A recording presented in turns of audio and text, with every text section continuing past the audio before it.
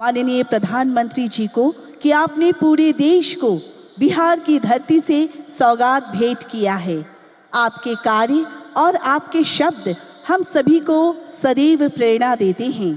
आपसे करबद्ध निवेदन है कि कृपया आप सबका मार्गदर्शन करें तथा हमें अपने प्रेरणादायी विचारों से लाभान्वित करें। हमारे माननीय प्रधानमंत्री श्री नरेंद्र मोदी जी।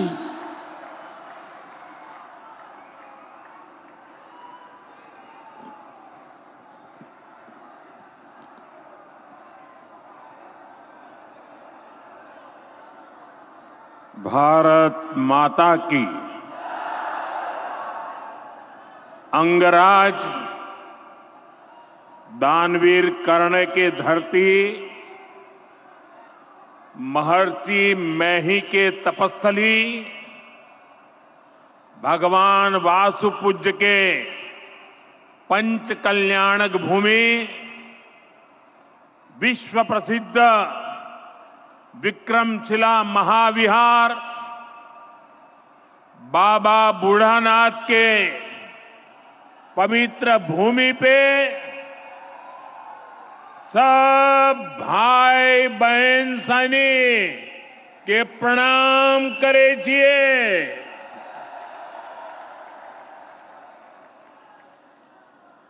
मंच पर विराजमान राज्यपाल श्रीमान आरिफ मोहम्मद खान जी, बिहार के लोकप्रिय एवं बिहार के विकास के लिए समर्पित हमारे लाडले मुख्यमंत्री नीतीश कुमार जी, केंद्रीय मंत्रिमंडल में मेरे सहयोगी शिवराज सिंह चौहान जी, जीतन राम मांझी जी, ललन सिंह जी, गिरिराज सिंह जी, चिराग पासवान जी, राज्य मंत्री श्रीमान रामनाथ ठाकुर जी, बिहार सरकार के उप मुख्यमंत्री सम्राट चौधरी जी, विजय सिन्हा जी, राज्य के अन्य मंत्री एवं जनप्रतिनिधिगण, उपस्थित महानुभाव और बिहार के मेरे प्यारे भाइयों और बहनों, आज हमारे साथ देश के कोने कोने में कई मुख्यमंत्री, कई मंत्री और करोड़ों करोड़ों किसान भी आज इस कार्यक्रम में हमारे साथ जुड़े हुए हैं। मैं उन सबको भी आदरपूर्वक नमन करता हूं। साथियों, महाकुंभ के समय में मंदरांचल की इस धरती पर आना अपने आप में बड़ा सौभाग्य है। इस धरती में आस्था भी है, विरासत भी है और विकसित भारत का सामर्थ्य भी है। ये शहीद तिलका मांझी की धरती है, ये सिल्क सिटी भी है। बाबा अजगैबीनाथ की इस पावन धरा में इस समय महाशिवरात्रि की भी खूब तैयारियां चल रही हैं। ऐसे पवित्र समय में मुझे पीएम किसान निधि की एक और किस्त देश के करोड़ों किसानों को भेजने का सौभाग्य मिला है। करीब 22,000 करोड़ रुपए एक क्लिक पर देश भर के किसानों के खाते में पहुंचे हैं। और जैसे ही अभी मैंने क्लिक दबाई, मैं देख रहा था यहां पर भी जो राज्यों के दृश्य दिख रहे थे, यहां भी कुछ लोगों की तरफ मेरी नजर गई। वो फटाफट अपने मोबाइल देख रहे थे कि पैसा आया कि नहीं आया, और तुरंत उनकी आंखों में चमक दिखाई देती थी। साथियों, आज जो किसान सम्मान निधि दी गई है, इसमें बिहार के भी 75 लाख से अधिक किसान परिवार है। बिहार के किसानों खाते में आज सीधे करीब 1600 करोड़ रुपए उनके खाते में पहुंच चुके हैं। मैं बिहार और देश के सभी किसान परिवारों को बहुत बहुत शुभकामनाएं देता हूं, बधाई देता हूं। साथियों, मैंने लाल किले से कहा है कि विकसित भारत के 4 मजबूत स्तंभ है। ये स्तंभ है गरीब, हमारे अन्नदाता किसान, हमारे नौजवान, हमारे युवा और हमारे देश की नारी शक्ति। एनडीए सरकार चाहे केंद्र में हो या फिर यहां नीतीश जी के नेतृत्व में चल रही सरकार हो, किसान कल्याण हमारी प्राथमिकता में है। बीते दशक में हमने किसानों की हर समस्या के समाधान के लिए पूरी शक्ति से काम किया है। किसान को खेती के लिए अच्छे बीज चाहिए,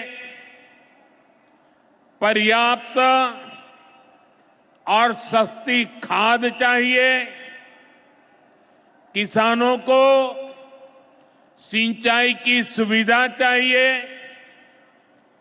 पशुओं का बीमारी से बचाव चाहिए और आपदा के समय नुकसान से सुरक्षा चाहिए। पहले इन सभी पहलुओं को लेकर किसान संकट से घिरा रहता था। जो लोग पशुओं का चारा खा सकते हैं, वो इन स्थितियों को कभी भी नहीं बदल सकते। एनडीए सरकार ने इस स्थिति को बदला है। बीते वर्षों में हमने सैकड़ों आधुनिक किस्म के बीज किसानों को दिए। पहले यूरिया के लिए किसान लाठी खाता था और यूरिया की कालाबाजारी होती थी। आज देखिए, किसानों को पर्याप्त खाद मिलती है। हमने तो कोरोना के महासंकट में भी किसानों को खाद की कमी नहीं होने दी। आप कल्पना कर सकते हैं कि अगर एनडीए सरकार न होती, क्या होता? साथियों, अगर एनडीए सरकार न होती तो आज भी हमारे किसान भाई बहनों को खाद के लिए लाठियां खानी पड़ती।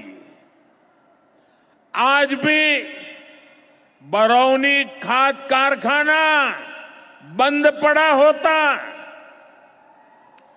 दुनिया के अनेक देशों में खाद की बोरी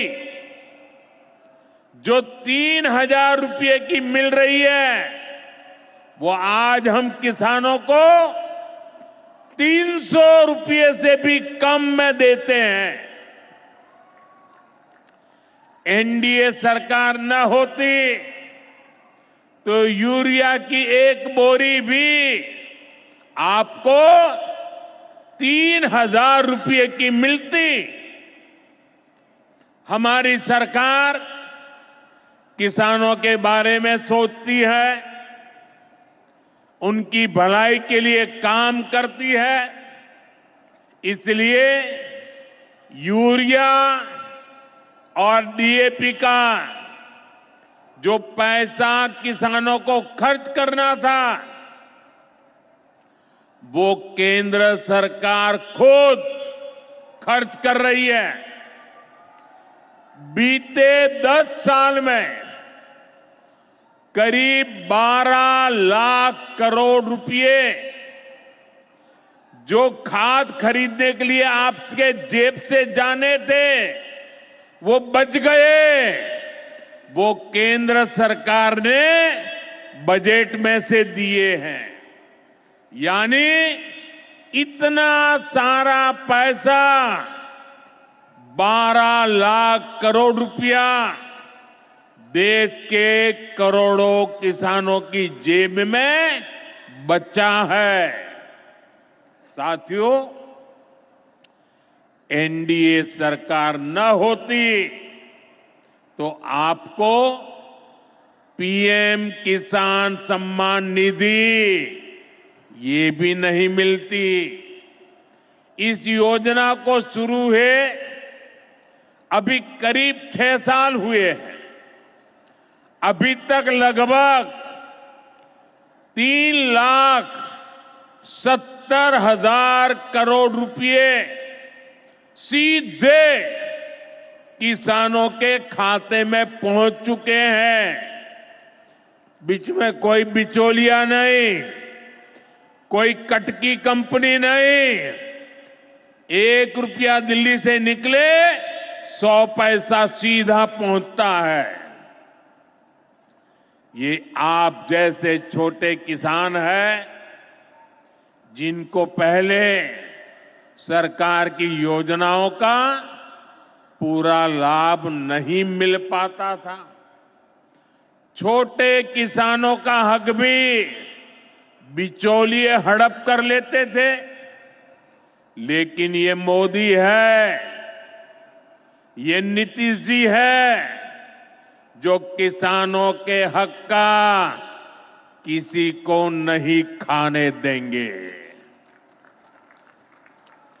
जब ये कांग्रेस वाले, जंगल राज वाले सरकार में थे, तो इन लोगों ने खेती का कुल जितना बजट रखा था, उससे कई गुना ज्यादा पैसा तो हम सीधे आप किसानों के बैंक खातों में भेज चुके हैं। ये काम कोई भ्रष्टाचारी नहीं कर सकता है। ये काम वही सरकार कर सकती है जो किसान कल्याण के लिए समर्पित है। साथियों, कांग्रेस हो, जंगल राज वाले हो, इनके लिए आप किसानों की तकलीफ भी कोई मायने नहीं रखती। पहले जब बाढ़ आती थी, सूखा पड़ता था, ओला पड़ता था, तो ये लोग किसानों को अपने हाल पर छोड़ देते थे। 2014 में जब आपने एनडीए को आशीर्वाद दिया, तो मैंने कहा ऐसे नहीं चलेगा। एनडीए सरकार ने पीएम फसल बीमा योजना बनाई। इस योजना के तहत 2.25 लाख करोड़ रुपए का क्लेम किसानों को आपदा के समय मिल चुका है। साथियों, जो भूमिहीन है, जो छोटे किसान है, उनकी आय को बढ़ाने में एनडीए सरकार पशुपालन को बढ़ावा दे रही है। पशुपालन गांव में हमारी बहनों को लखपति दीदी बनाने में भी बहुत काम आ रहा है। देश में अभी तक करीब 1.25 करोड़ लखपति दीदी बन चुकी है। इनमें बिहार की भी हजारों जीविका दीदियां शामिल है। बीते दशक में भारत में दूध उत्पादन 14 करोड़ टन से बढ़कर, ये याद रखिए, 10 साल में 14 करोड़ टन दूध उत्पादन से बढ़कर के 24 करोड़ टन दूध उत्पादन हो रहा है। यानी भारत ने दुनिया के नंबर 1 दूध उत्पादक के रूप में अपनी भूमिका को और सशक्त किया है। इसमें बिहार की भी बहुत बड़ी भागीदारी है। आज बिहार में सहकारी दूध संघ प्रतिदिन 30 लाख लीटर दूध खरीदता है। इसके कारण हर साल 3,000 करोड़ रुपए से अधिक बिहार के पशुपालकों, हमारी माताओं बहनों के खाते में पहुंच रहे हैं। साथियों, मुझे खुशी है कि डेयरी सेक्टर को बढ़ावा देने के हमारे प्रयासों को राजीव रंजन जी, हमारे ललन सिंह जी बहुत ही कुशलता के साथ आगे बढ़ा रहे हैं। इनके प्रयासों से यहां बिहार में 2 परियोजनाएं तेजी से पूरी हो रही है। मोतीहारी का सेंटर ऑफ एक्सीलेंस बेहतरीन देसी नस्ल की गायों के विकास में मदद करेगा। दूसरा बरौनी का मिल्क प्लांट है। इस क्षेत्र के 3 लाख किसानों को फायदा होगा, नौजवानों को रोजगार मिलेगा। साथियों, हमारे जो नाविक साथी हैं, जो मछुआरे साथी हैं, इनको पहले की सरकारों ने कोई फायदा नहीं दिया। हमने पहली बार मछली पालकों को किसान क्रेडिट कार्ड की सुविधा दी है। ऐसे ही प्रयासों से आज मछली उत्पादन में बिहार शानदार प्रदर्शन कर रहा है।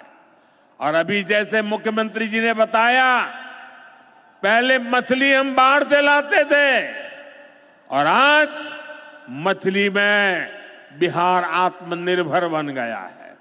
और मुझे याद है 2014 के पहले 2013 में जब मैं चुनाव अभियान के लिए आया था, तब मैंने कहा था कि मुझे आश्चर्य हो रहा है कि बिहार में इतना पानी है, मछली हम बाहर से क्यों लाते हैं।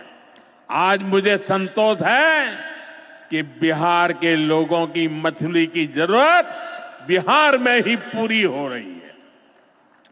10 साल पहले बिहार मछली उत्पादन में देश के 10 राज्यों में से एक था। आज बिहार देश के टॉप 5 बड़े मछली उत्पादक राज्यों में से एक बन चुका है। फिशरीज सेक्टर पर हमारे फोकस का बहुत बड़ा फायदा हमारे छोटे किसानों को हुआ है, मछुआरे साथियों को हुआ है। भागलपुर की पहचान तो गंगा जी में रहने वाली डॉल्फिन से भी होती रही है। ये नमामि गंगे अभियान की भी बहुत बड़ी सफलता है। साथियों, बीते वर्षों में सरकार के प्रयासों से भारत का कृषि निर्यात बहुत अधिक बढ़ा है। इससे किसानों को उनकी उपज की ज्यादा कीमत मिलने लगी है। कई कृषि उत्पाद ऐसे हैं जिनका पहली बार निर्यात शुरू हुआ है, एक्सपोर्ट हो रहा है। अब बारी बिहार के मखाना की है। मखाना आज देश के शहरों में सुबह के नाश्ते का प्रमुख अंग हो चुका है। मैं भी 365 दिन में से 300 दिन तो ऐसे होंगे कि मैं मखाना जरूर खाता हूं। ये एक सुपर फूड है जिसे अब दुनिया के बाजारों तक पहुंचाना है। इसलिए इस वर्ष के बजट में मखाना किसानों के लिए मखाना बोर्ड बनाने का ऐलान किया गया है। ये मखाना बोर्ड मखाना उत्पादन, प्रोसेसिंग, वैल्यू एडिशन और मार्केटिंग ऐसे हर पहलू में बिहार के मेरे किसानों की मदद करेगा। साथियों, बजट में बिहार के किसानों और नौजवानों के लिए एक और बड़ी घोषणा भी की गई है। पूर्वी भारत में फूड प्रोसेसिंग इंडस्ट्री को बढ़ावा देने के लिए बिहार एक बड़े केंद्र के रूप में उभरने वाला है। बिहार में national institute of food technology and entrepreneurship की स्थापना की जाएगी। यहां बिहार में कृषि के क्षेत्र में 3 नए सेंटर ऑफ एक्सेलेंस की भी स्थापित किए जाएंगे। इनमें से एक हमारे भागलपुर में ही स्थापित होगा। यह सेंटर आम की जर्दालू किस्म पर फोकस करेगा। 2 और केंद्र मुंगेर और बक्सर में बनाए जाएंगे, जो टमाटर, प्याज और आलू किसानों को मदद देंगे। यानी किसान हित के निर्णय लेने में हम कोई कसर बाकी नहीं छोड़ रहे। साथियों, आज भारत कपड़े का भी बहुत बड़ा निर्यातक बन रहा है। देश में कपड़ा उद्योग को बल देने के लिए अनेक कदम उठाए जा रहे हैं।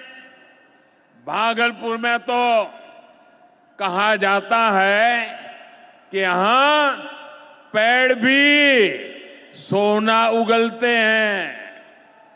भागलपुरी सिल्क, टसर सिल्क पूरे हिंदुस्तान में मशहूर है। दुनिया के दूसरे देशों में भी टसर सिल्क की डिमांड लगातार बढ़ रही है। केंद्र सरकार रेशम उद्योग को बढ़ावा देने के लिए फैब्रिक और yarn dyeing unit, fabric printing unit, fabric processing unit, ऐसे इंफ्रास्ट्रक्चर निर्माण पर बहुत जोर दे रही है। इससे भागलपुर के बुनकर साथियों को आधुनिक सुविधाएं मिलेगी और उनके उत्पाद दुनिया के कोने कोने में पहुंच पाएंगे। साथियों, बिहार की एक और बहुत बड़ी समस्या का समाधान एनडीए सरकार कर रही है। नदियों पर पर्याप्त पुल न होने के कारण बिहार को अनेक समस्याएं होती है। आपको आने जाने में दिक्कत ना हो, इसके लिए हम तेजी से काम कर रहे हैं। अनेकों पुल बनवा रहे हैं। यहां गंगा जी पर 4 लेन के पुल के निर्माण का भी तेजी से काम चल रहा है। इस पर 1100 करोड़ रुपए से ज्यादा खर्च किए जा रहे हैं। साथियों, बिहार में बाढ़ से भी बहुत नुकसान होता है। इसके लिए भी हमारी सरकार ने हजारों करोड़ रुपए के प्रोजेक्ट स्वीकृत किए हैं। इस वर्ष के बजट में तो पश्चिमी कोसी नहर ERM परियोजना के लिए मदद देने की घोषणा की गई है। इस परियोजना से मिथिलांचल क्षेत्र में 50,000 हेक्टेयर भूमि सिंचाई के दायरे में आएगी। इससे लाखों किसान परिवारों को लाभ होगा। साथियों, एनडीए सरकार किसानों की आय बढ़ाने के लिए अलग अलग स्तर पर काम कर रही है। भारत में उत्पादन बढ़े, दलहन और तिलहन में हम आत्मनिर्भर हो, यहां ज्यादा से ज्यादा फूड प्रोसेसिंग उद्योग लगे और हमारे किसानों के उत्पाद दुनिया भर तक पहुंचे। इसके लिए सरकार एक के बाद एक नए कदम उठा रही है। मेरा तो सपना है कि दुनिया की हर रसोई में भारत के किसान का उगाया कोई न कोई उत्पाद होना ही चाहिए। इस वर्ष के बजट ने भी इसी विजन को आगे बढ़ाया है। बजट में एक बहुत ही बड़ी पीएम धन धान्य योजना की घोषणा की गई है। इसके तहत देश के 100 ऐसे जिलों की पहचान की जाएगी जहां सबसे कम फसल उत्पादन होती है। फिर ऐसे जिलों में खेती को बढ़ावा देने के लिए विशेष अभियान चलाया जाएगा। दलहन में आत्मनिर्भरता के लिए मिशन मोड पर काम किया जाएगा। किसान ज्यादा से ज्यादा दालें उगाए, इसके लिए किसानों को प्रोत्साहन मिलेगा। दालों की एमएसपी पर खरीद को और अधिक बढ़ाया जाएगा। साथियों, आज का दिन एक और वजह से बहुत खास है। हमारी सरकार ने देश में 10,000 एफपीओ किसान उत्पादक संघ बनाने का बड़ा लक्ष्य रखा था। आज मुझे ये बताते हुए खुशी है कि देश ने इस लक्ष्य को प्राप्त कर लिया है। आज बिहार की भूमि 10,000वें एफपीओ के निर्माण की साक्षी बन रही है। मक्का, केला और धान पर काम करने वाला ये एफपीओ खगड़िया जिला में रजिस्टर हुआ है। एफपीओ सिर्फ एक संगठन नहीं होता, एक किसानों की आय बढ़ाने वाली अभूतपूर्व शक्ति है। एफपीओ की ये शक्ति छोटे छोटे किसानों को बाजार के बड़े लाभ सीधे उपलब्ध कराती है। एफपीओ के जरिए आज तमाम ऐसे अवसर हमारे किसान भाइयों बहनों को सीधे मिल रहे हैं जो पहले उपलब्ध नहीं थे। आज देश के करीब 30 लाख किसान एफपीओ से जुड़े हैं और बड़ी बात यह कि इसमें करीब 40% हमारी बहनें हैं। ये एफपीओ आज कृषि क्षेत्र में हजारों करोड़ रुपए का कारोबार करने लगे हैं।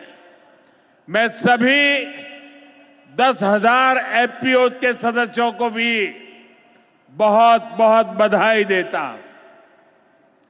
साथियों, एनडीए सरकार बिहार के औद्योगिक विकास पर भी उतना ही बल दे रही है। बिहार सरकार भागलपुर में जो बहुत बड़ा बिजली कारखाना लगा रही है, उसको कोयले की भरपूर आपूर्ति की जाएगी। इसके लिए केंद्र सरकार ने कोल लिंकेज को स्वीकृति दे दी है। मुझे पूरा भरोसा है कि यहां पैदा होने वाली बिजली बिहार के विकास को नई ऊर्जा देगी। इससे बिहार के नौजवानों को रोजगार के नए अवसर मिलेंगे। साथियों, पूर्वोदय से ही विकसित भारत का उदय होगा और हमारा बिहार पूर्वी भारत का सबसे अहम स्तंभ है। बिहार भारत की सांस्कृतिक विरासत का प्रतीक है। कांग्रेस आरजेडी के लंबे कुशासन ने बिहार को बर्बाद किया, बिहार को बदनाम किया। लेकिन अब विकसित भारत में बिहार का वही स्थान होगा जो प्राचीन समृद्ध भारत में पाटलिपुत्र का था। इसके लिए हम सभी मिलकर निरंतर प्रयास कर रहे हैं। बिहार में आधुनिक कनेक्टिविटी के लिए, सड़कों के नेटवर्क के लिए, जन कल्याण की योजनाओं के लिए एनडीए सरकार प्रतिबद्ध होकर काम कर रही है। मुंगेर से भागलपुर होते हुए मिर्जा चौकी तक करीब 5,000 करोड़ रुपए की लागत से नया हाईवे भी बनाने का काम शुरू हो रहा है। भागलपुर से औंसडीहा तक 4 लेन सड़क को चौड़ा करने का काम भी शुरू होने जा रहा है। भारत सरकार ने विक्रमशिला से कटारिया तक नई रेल लाइन और रेल पुल को भी स्वीकृति दे दी है। साथियों, हमारा ये भागलपुर सांस्कृतिक और ऐतिहासिक रूप से बहुत महत्वपूर्ण रहा है। विक्रमशिला विश्वविद्यालय के कालखंड में ये वैश्विक ज्ञान का केंद्र हुआ करता था। हम नालंदा विश्वविद्यालय के प्राचीन गौरव को आधुनिक भारत से जोड़ने का काम शुरू कर चुके हैं। नालंदा विश्वविद्यालय के बाद अब विक्रमशिला में भी सेंट्रल यूनिवर्सिटी बनाई जा रही है। जल्द ही केंद्र सरकार इस पर काम शुरू करने वाली है। मैं नीतीश जी, विजय जी, सम्राट जी सहित बिहार सरकार की पूरी टीम को बधाई देता हूं। आप इस प्रोजेक्ट से जुड़ी जरूरतों को पूरा करने में तेजी से जुटे हैं। साथियों, एनडीए सरकार भारत की गौरवशाली विरासत के संरक्षण और वैभवशाली भविष्य के निर्माण के लिए एक साथ काम कर रही है। लेकिन ये जो जंगल राज वाले हैं, इनको हमारी धरोहर से, हमारी आस्था से नफरत है। इस समय प्रयागराज में एकता का महाकुंभ चल रहा है। ये भारत की आस्था का, भारत की एकता और समरसता का सबसे बड़ा महोत्सव है। पूरे यूरोप की जितनी जनसंख्या है, उससे भी ज्यादा लोग अब तक एकता के इस महाकुंभ में डुबकी लगा चुके हैं, स्नान कर चुके हैं। बिहार से भी गांव-गांव से श्रद्धालु एकता के इस महाकुंभ होकर आ रहे हैं। लेकिन ये जंगलराज वाले महाकुंभ को ही गाली दे रहे हैं। महाकुंभ को लेकर भद्दी भद्दी बातें कर रहे हैं। राम मंदिर से चिढ़ने वाले लोग महाकुंभ को भी कोसने का कोई मौका नहीं छोड़ रहे हैं। मैं जानता हूं, महाकुंभ को गाली देने वाले ऐसे लोगों को बिहार कभी भी माफ नहीं करेगा। साथियों, बिहार को समृद्धि के नए पथ पर ले जाने के लिए हम दिन रात ऐसे ही मेहनत करते रहेंगे। एक बार फिर देश के किसानों को और बिहार वासियों को बहुत बहुत बधाई। मेरे साथ बोले, भारत माता की, भारत माता की। बहुत बहुत धन्यवाद। हमारे यशस्वी माननीय प्रधानमंत्री महोदय का कोटि कोटि धन्यवाद। इस अवसर पर हम सबों को मार्गदर्शित करने के लिए अपने प्रेरणादायी विचारों से